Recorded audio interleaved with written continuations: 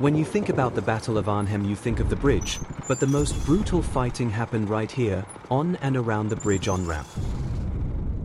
Welcome back to Scratch Building for Wargamers. Over the next 4 long episodes, we are bringing this legendary historical battle to life. Make sure you watch till the end for something special. This 120 by 120 centimeters battlefield is finally taking shape. The layout is locked.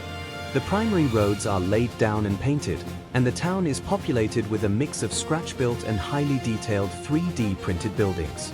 In the next episode, Creating the Battlefield, I'm revealing how I used actual wartime photos and maps to plan and build this entire layout from scratch with the help of my 3D printer. In the following episodes, I will show how I paint the buildings, add rubble and battle damage, and do some landscaping. The final episode will reveal the finished board with miniatures and tanks fighting on it, but that of course I cannot show you yet.